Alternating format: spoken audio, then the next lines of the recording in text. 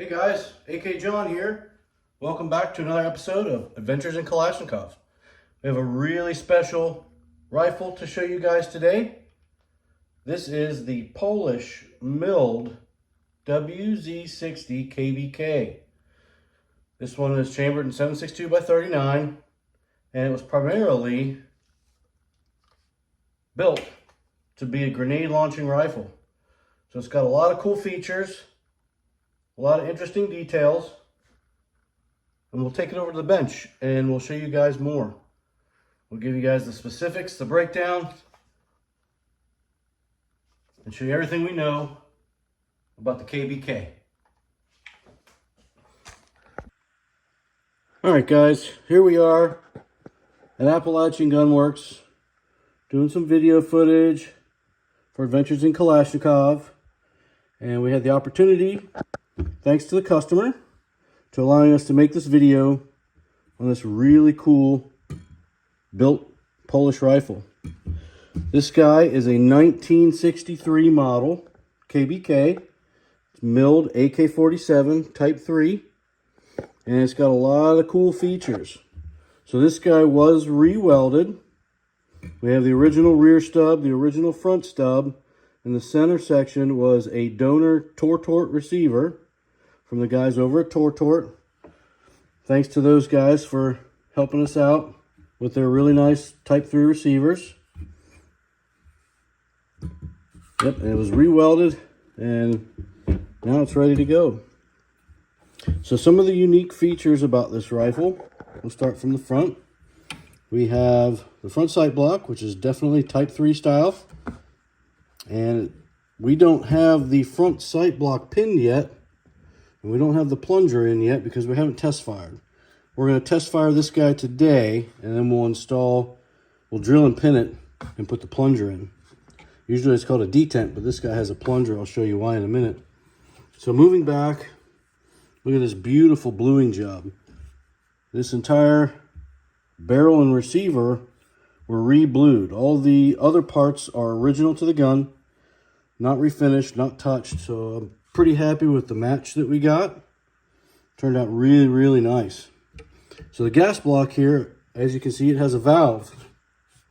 This valve shuts the gas off from the barrel used to cycle the weapon. It shuts the gas off anytime they want to shoot grenades. I don't have a spigot to show you, but this is an example of what might be shot from this in grenade launcher configuration. But we'll go over more of that in a minute. But this is the valve to turn off the gas.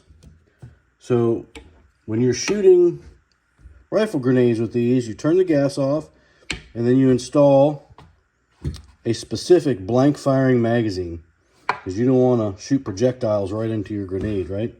That'd be a bad day for everybody. So yeah, this is a really cool gas block, really cool gas valve. It's similar to what's on the Yugos. The Yugoslavians have the big grenade sight that flips up. This guy just has a nice small turn knob. Very easy to operate, very clean looking. Again, the gas block has no holes, no gas vent holes in the gas block. The typical gas holes are in the gas tube, like most T3s, Type 3s. The wood is a gorgeous hardwood. I'm not sure what it's made of. If you guys know, please comment down below. Let me know. I'm not sure what kind of wood it is, but they did a really good job refinishing it. And this guy actually has really good matching wood. A lot of these come with a little bit darker upper handguard, but this guy matches really, really well. So moving back, these Polish guns, even the stamped ones, have a ton of proof marks. These guys love to proof stamp everything. Really, really cool. I'm glad we were able to save most of those by doing the re-weld. It definitely saves that bit of history. Bolt carriers in the white. Of course, it's a Type 3 heavy. Doesn't have the lightning cut here. And the bolt, moving back, we got our full auto and semi-auto markings, notches, standard trigger guard, and the trigger guard latch is of the milled variety. Some of these are stamped steel, but these are milled, like most milled guns should be. Trigger on these things is exceptionally smooth. It's a double hook, very smooth trigger. The selectors, pretty much standard for most AKs. Looks just pretty much similar.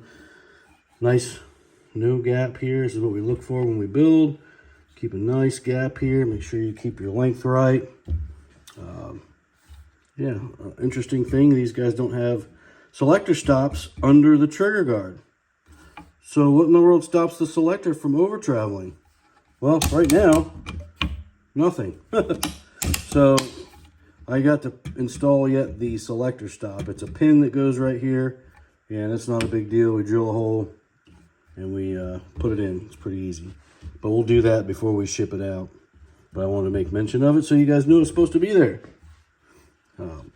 Pistol grip, nice checkered pistol grip. The metal ferrule. These guys are kind of heavy, kind of thick. And I think there might be two different styles, because this guy is really, really thick, and the ones that I've seen on others have been a little bit thinner. If you guys have seen or know for sure that there's a thick and a thin, let me know in the comments below. But I've definitely seen these, and okay, I'll just show you. This is the one that's on my KBK, and it's a lot thinner. A lot thinner. So I don't know when they started putting these on, or when the change was, or what denoted or caused them to do that, but this guy is really cool. I like that really thick grip. Moving back to the buttstock, there was two styles of buttstocks used on these. One, I forget, I think it was a WZ60. The original had a two-piece stock that had an adapter here that actually quick released into the back of the receiver. But these guys are most like any other Type 3. They have a lower tang and an upper tang, and they're screwed in. But the wood is always so nice, super nice. The dark color. And I don't know if you guys have ever had the opportunity to have one of these in your hands, but for some reason, these Polish guns, they smell like your grandma's attic. They smell old. They have a good antique smell to them. And I absolutely love the smells as much as I love the look. It's really cool. All right, so what is this? What is this? This guy here is an attachment. It is on both sides of the buttstock, and it provides you an anchor point for a strap and a butt pad. These guys, of course, since they were shot as rifle grenade launchers, shooting this thing without a butt pad would be miserable. That thing would recoil and tear your shoulder up. So they built a nice butt pad for these. I'll show you what one looks like right here. This is what we got. This is the butt pad. As you can see, the strap goes into the anchor. Really, really cool. But back to the focus today. Here we go. All right, back on the KBK Reweld. Again, bluing matches beautifully. It's got a nice sheen to it. Just a great looking gun overall. Let's go ahead and flip this guy over and give you a look at the other side. All right, guys, KBK, Polish Milled. From the other side, again, buttstock. Shows the attachment point for the boot, for the grenade launching boot butt pad. Beautiful pistol grip, trigger guard. Nice bluing on the receiver. Matches very nicely with the top cover, as you can see. Again, we got a lot of cool proof marks. The Circle 11, year of manufacture, and of course the serial number. And this, I believe these dot matrix markings were Arsenal stamps. If somebody knows for sure in the comments, let me know. And of course, serialized handguard matches the kit. Rear sight block. Standard Polish. Again, these guys have the nice metal ferrule here. Lower retainer, nothing special. Again, the vented gas tube. Here you see the other side of that gas valve. It's got a spring and a washer and a couple detent balls. These springs get weak and pop out a lot, so you got to be careful. Keep an eye on them. Sling loop. Integral to the gas block like most AK-47s. And again, the front sight block. Beautiful. This guy here, the front of the barrel, the muzzle is threaded 14 by 1 left hand metric, and it does use a muzzle nut to protect it, and that's what you see on there 90% of the time. Now if you're going to use a grenade launcher, you got to attach a spigot.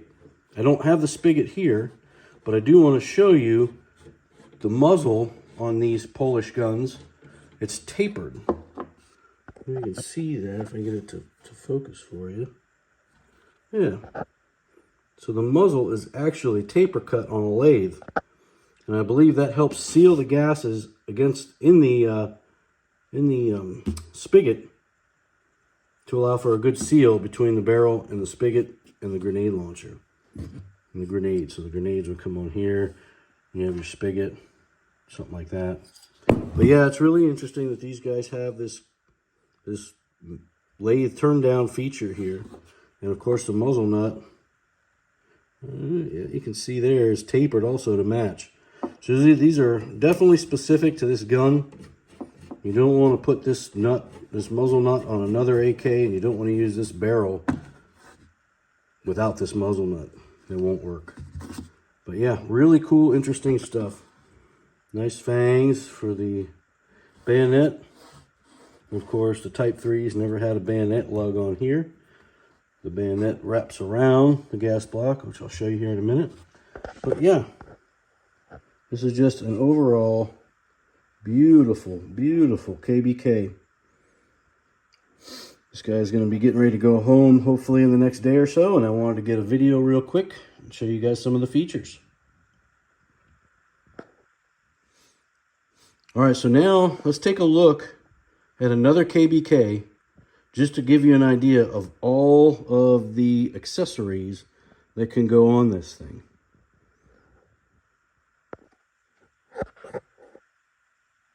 Alright guys, this is my personal KBK that I built for myself a while back. It's not finished, so please excuse the light color finish on it. I want to get it to hot blue too, but I just haven't had time. And if you can look real closer, you can see my KBK says model SA93. How is that? Isn't that Bulgarian? Yeah, well, we joke and we call this the Polgarian, Polish and Bulgarian.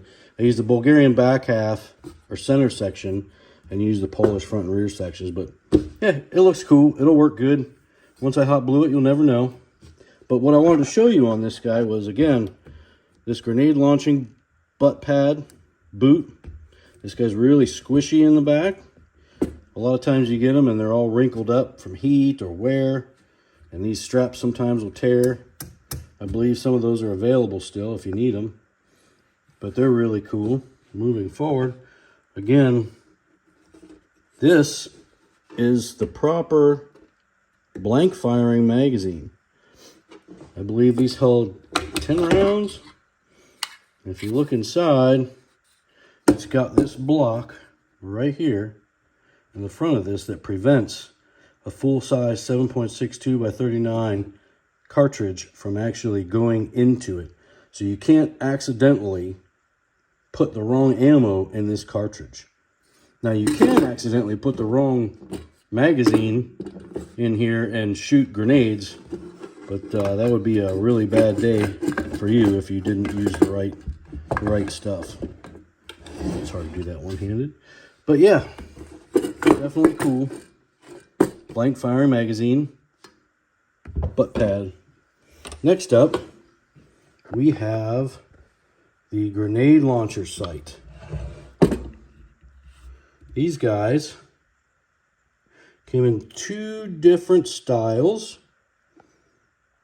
This is the original style. It clamps on to the rear sight block at the sight leaf, and it's adjustable. It's really cool, and it's got this bubble level so you can set distance. And I was really lucky to get this one. It's in really, really good shape. No scratches, nothing worn, nothing bent. But they had this style, and they also had a style that clipped onto the barrel. And it was sheet metal, and it worked well also, but didn't look as cool in my opinion. Yeah, really cool stuff there. Then you move forward, and of course, like I said, I don't have a spigot. I don't know why I haven't got one. They're cheap, they're available. Kind of dumb, but I will get one. But I did want to show the Polish bayonet on the KBK. It does fit. Like I said, there's no bayonet lug back here. The Type 3's always wrapped around the gas block and barrel to secure it in the back. And it has regular lugs up front. Really cool. I also wanted to show this plunger up front right here.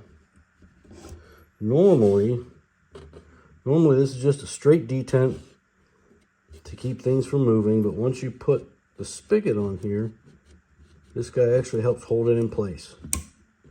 Really cool. You won't see it on any other AK variant. Just the Polish KBK. There's a beautiful Circle 11 showing this bayonet is Polish. Super cool guns, guys. Hopefully you guys didn't sleep on these and you got a kit. The hardest part now is finding these center sections to do the repair welds. Or you can actually build these on a full 100% Tortort receiver. They turn out just as good. And we can replicate all of these markings for you too if you wanted to go that route. Definitely cool. So just a couple dummy practice grenades that I picked up over the years.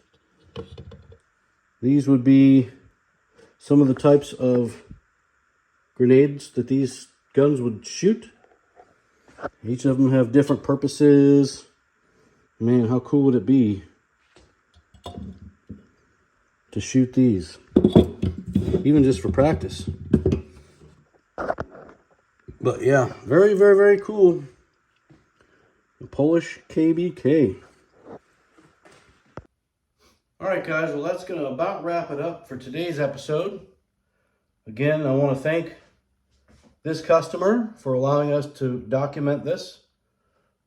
I get a lot of cool rifles in here, and I really would hate to miss the opportunity to be able to document this for everybody. Very cool pieces of history. So thank you very much, and thank you to all my customers for sending their rifles in. Each rifle is special, and I treat each rifle as if it was my own. So I definitely appreciate all the work and all the support you guys have given me over the years, and hopefully we'll keep this going. But yeah, Polish KBK. If you don't have one, get one. These guys are super smooth. It's like glass. Trigger is so smooth. Beautiful rifles, accurate rifles, soft shooting rifles. I don't know what else I can say other than get you one. All right, again, AK John here. Thanks for watching this episode of Adventures in Kalashnikov, and we'll see you in the next episode. Thanks. Bye.